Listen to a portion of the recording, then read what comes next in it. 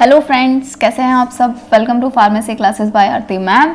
तो आज हम करने वाले हैं सेक्शन सी का डी क्वेश्चन। इससे पहले के जितने भी क्वेश्चंस थे 2019-20 वाले पेपर के फार्माकोग्नोसी एंड फाइटोकेमिस्ट्री का पेपर सॉल्व कर रहे हैं हम 2019 और 20 वाला। तो इसका आज हम सेक्शन सी का डी क्वेश्चन कर रहे हैं। इससे पहले के जितने भी क्वेश्चंस हैं इस पेपर के 2019-20 वाले पेपर के, वो सारे के सारे क्वेश्चंस ऑलरेडी बन गए हैं। अगर आपने अभी तक नहीं देखे हैं तो जाकर देख सकते हैं। तो आज हम करेंगे सेक्शन सी का डी क्वेश्चन।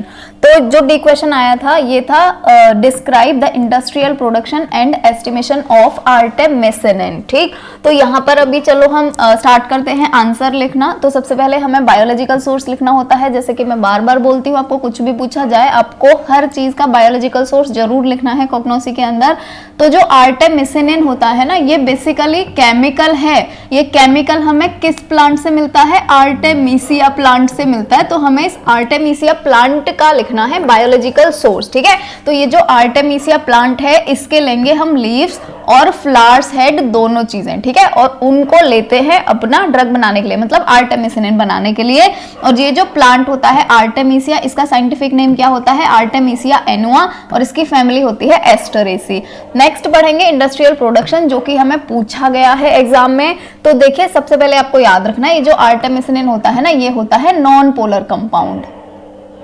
ठीक है, ये याद रखना है आपको। ये अगर आपको याद रहेगा आपके लिए इंडस्ट्रियल प्रोडक्शन में कुछ रहेगा ही नहीं। तो देखिए, सबसे पहले हमें क्या करना है, जो भी ये आर्टेमिसिया के फ्लावर और लीव्स हैं इन दोनों को ले लेंगे और इनका अच्छे से बना लेंगे ड्राई करके पाउडर। अब ये पाउडर बन गया है, इस पाउडर को हम एक्सट्रैक्ट कर लेते हैं मिथेनॉल के साथ। ठीक है, यहाँ पर आप एल्कोहल भी लिख सकते हैं अगर आपको मिथेनॉल ना याद आए तो इसका हम कर लेंगे मिथेनॉल के साथ में एक्सट्रैक्शन। और कौन सा टेक्निक यूज करके? मैसीरेशन टेक्निक को यूज करके। अब हमारा एक्सट्रैक्शन हो गया है। एक्सट्रैक्शन के बाद क्योंकि हमें हर किसी के अंदर फिल्टर करना होता है, क्या ऑब्टेन करने के लिए? एक्सट्रैक्ट ऑब्टेन करने के लिए। और ये जब हमने मिथेनॉल में लगाया है इसका एक्सट्रैक्शन, तो ये जो एक्सट्रैक्ट मिलेगा हमें, ये कैसा मिलेगा? मिथेनॉलिक एक्सट्रैक्ट मिलेगा। ठीक है, हमारे पास अभी ये आ गया यहाँ पे मिथेनॉलिक एक्सट्रैक्ट, जो कि हमने फिल्टर करके बना लिया है। ये मिथेनॉलिक एक्सट्रैक्ट है।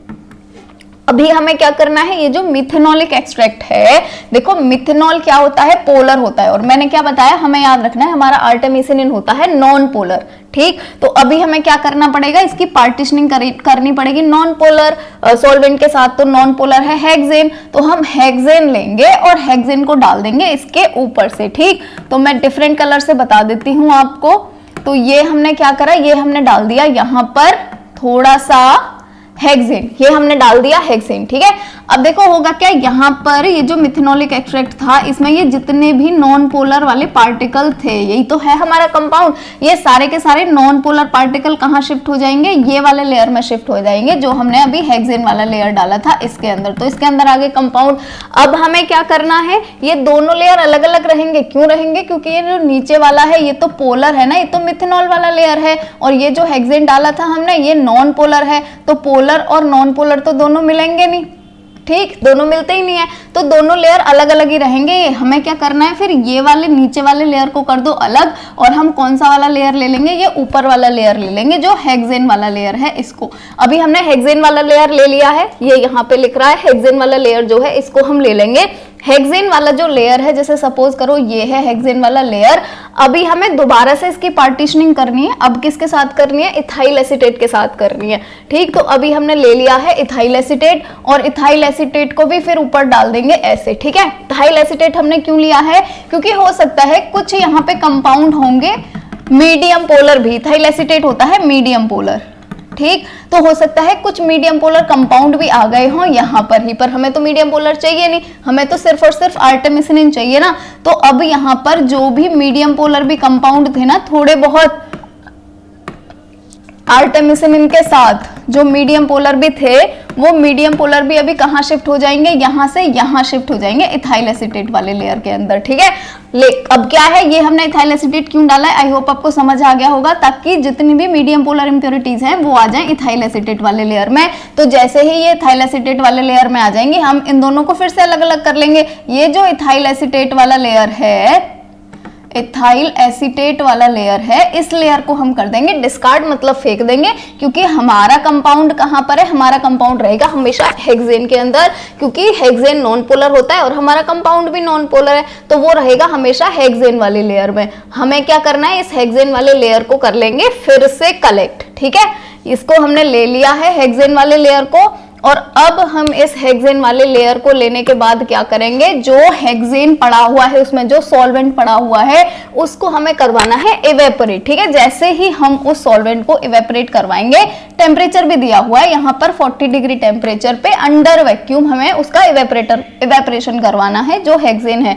और जैसे ही हम उसका इवेपोरेशन करवा देंगे, पूरा का पूरा हेक्सेन जैसे ही उड़ जाएगा तो नीचे पाउडर रह जाएगा ना, और वो पाउडर ही क्या होगा, वही ही होगा क्रूड आर्टेमिसिनिन के क्रिस्टल्स। ठीक है, इसके बाद में यहाँ पर अगर हम इन क्रिस्टल्स को और ज्यादा प्यूरिफाई करना चाहते हैं तो देखिए, प्यूरिफाई करने के लिए हमेशा अगर तुम्हें 100% प्योर कोई भी चीज चाहिए तो हम हमेशा हर किसी का रिक्रिस्टलाइजेशन करवाते हैं। इसका रिक्रिस्टलाइजेशन करवा लेंगे, और क्योंकि साइक्लोहेक्सेन के अंदर सबसे ज्यादा सॉल्युबल होता है, इसीलिए साइक्लोहेक्सेन के अंदर इसके क्रिस्टल बनेंगे। ठीक है, तो साइक्लोहेक्सेन के साथ में बना लेंगे इसके क्रिस्टल, और अभी हमें मिल जाएंगे प्योर क्रिस्टल आर्टेमिसिनिन के।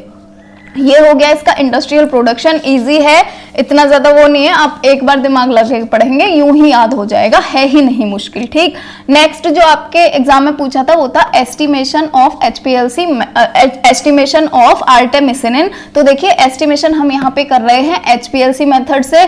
HPLC मेथड में हमेशा हम कॉलम ODS ही यूज करते हैं, है ना, ऑक्टाडाइसिलेन ही यूज करते हैं। ऑक्टाडाइसिलेन C18 ये नॉन पोलर स्टेशनरी फेज होता है, आपको इतना दूर तक नहीं जाना है, बस इतना याद रखो, कॉलम यहाँ पे यूज करते हैं ODS C18। ये ऑक्टाडाइसिलेन भी नहीं लिखोगे तो भी चल जाएगा, इतना लिख दीजिएगा ODS C18। ठीक, नेक्स्ट क्या है, मोबाइल फेज है। मोबाइल फेज यहाँ पे साइक्लोहेक्सेन यूज कर रहे हैं, क्योंकि साइक्लोहेक्सेन में ही सबसे ज्यादा सोलेबल था ये, तो साइक्लोहेक्सेन और मिथेनॉल यूज कर लो। वेवलेंथ क्या यूज कर रहे हैं यहाँ पर, 255 नैनोमीटर यूज कर रहे हैं। यूवी का रेंज जो होता है 200 से 400 के बीच में होता है, और मोस्टली हम डिटेक्शन HPLC के अंदर यूवी के अंदर ही करते हैं, है ना, तो 200 से 400 के बीच ही होगी रेंज। इसको 200 से 400 से ऊपर नीचे मत जाने देना, एग्जामिनर समझ जाएगा तुरंत, है ना। तो आपको इसी के बीच में ही याद रखना है, वैल्यू 255 था। फ्लो रेट क्या है इसका, 1.4 ml फ्लो रेट होगा। इंजेक्टिंग वॉल्यूम कितना होगा, 10 माइक्रोलीटर होता है हर किसी के अंदर। स्टैंडर्ड प्रिपरेशन में कैसे करेंगे, 10 mg आर्टेमिसिनिन लो, 15 ml साइक्लोहेक्सेन में डिसॉल्व कर दो, और 25 ml तक इसको मेकअप कर दो वॉल्यूम। डायरेक्ट ऐसे भी लिख सकते हो, 10 mg आर्टेमिसिनिन लो और 25 ml साइक्लोहेक्सेन में डिसॉल्व करवा दो, इतना भी लिख सकते हो। बीच वाला चाहो ये मत लिखो तो भी कोई प्रॉब्लम नहीं है। नेक्स्ट है सैंपल प्रिपरेशन, तो डिसॉल्व करेंगे 250 mg सैंपल एक्सट्रैक्ट को 25 ml साइक्लोहेक्सेन के अंदर, उसका वॉल्यूम बना लेंगे 100 ml। इसको भी चाहो ऐसे लिख लो सीधा, 250 mg लेंगे सैंपल और उसको डिसॉल्व कर लेंगे 100 ml साइक्लोहेक्सेन के अंदर। ठीक, अब देखिए नेक्स्ट क्या है, प्रोसीजर है। और प्रोसीजर में भी ना ज्यादा कुछ याद करने की जरूरत है ही नहीं, क्योंकि हर किसी में यही सेम 3 लाइनें आती हैं, हर किसी के अंदर सेम 3 लाइनें होती हैं, है ना। तो सबसे पहले हमें क्या करना है, 10 माइक्रोलीटर ले लेंगे स्टैंडर्ड का और सैंपल का दोनों का, और इसको इंजेक्ट करवा देंगे जो HPLC का कॉलम है उसके अंदर। अब हमने इंजेक्ट करवा दिया, उसके बाद में जैसे ही हम HPLC को ऑन करेंगे तो वहां पे क्रोमेटोग्राम बन जाएगा, ऐसे करके क्रोमेटोग्राम बनता है इसका। ठीक, तो हमें क्या करना है, ये क्रोमेटोग्राम को कर लेंगे रिकॉर्ड, दूसरा स्टेप ये हो जाएगा। थर्ड स्टेप क्या हो जाएगा, कैलकुलेट कर लेंगे परसेंटेज। ये यहाँ पे साइक्लोहेक्सेन नहीं आएगा, इसको थोड़ा सा वो कर लेना, यहाँ पर आर्टेमिसिनिन आएगा। ठीक, ये करेक्ट कर लेना इसको, यहाँ पर आर्टेमिसिनिन आएगा। यहाँ पर कैलकुलेट कर लेंगे परसेंटेज आर्टेमिसिनिन के कंटेंट का, किससे, पीक एरियाज से। जो भी सबसे ज्यादा पीक एरियाज होगा उसका RT चेक करते हैं। यहाँ पे मैं फिर बोलूंगी, इतना आपको पढ़ने की जरूरत नहीं है, बस इतना ही लिख के आ जाना, calculate the percentage of artemisinin content from the peak areas, इतना लिख दीजिए बस। नेक्स्ट देखेंगे यूटिलाइजेशन क्या होता है आर्टेमिसिनिन का। तो देखिए ये मेनली तो यूज होता है एंटी मलेरियल एजेंट की तरह, और इसके 3 कंपाउंड बनाए जाते हैं आर्टेमिसिनिन से। आपने इनका नाम भी सुना होगा, आर्टीसुनेट, आर्टी ईथर और आर्टीमीथर। ये 3 कंपाउंड होते हैं और ये जो तीनों कंपाउंड होते हैं ना, इनका इंजेक्शन लगता है डेंगू जब होता है ना, तब डेंगू का इकलौता ये केमिकल होता है जिससे डेंगू का ट्रीटमेंट होता है। तो डेंगू जब भी हो जाता है तो आर्टिसुनेट का इंजेक्शन लगता है। आपको पता भी होगा अगर आपके घर में कभी किसी को हुआ है तो, ठीक है। तो एंटी मलेरियल और एंटी डेंगू, ये 2 यूज तो आपको सबसे पहले लिखने हैं। उसके बाद में ये और यूज किस किस लिए हो सकता है, तो डाइजेशन और एपेटाइट को स्टिमुलेट करने के लिए, नहीं बढ़ाने के लिए इसका यूज करते हैं। एंटी पैरासाइट की तरह यूज होता है। ये इनहिबिट कर देता है प्रोटोजोन के इन्फेक्शंस को। एंटीबैक्टीरियल की तरह भी यूज होता है, एंटी फंगल की तरह भी यूज होता है।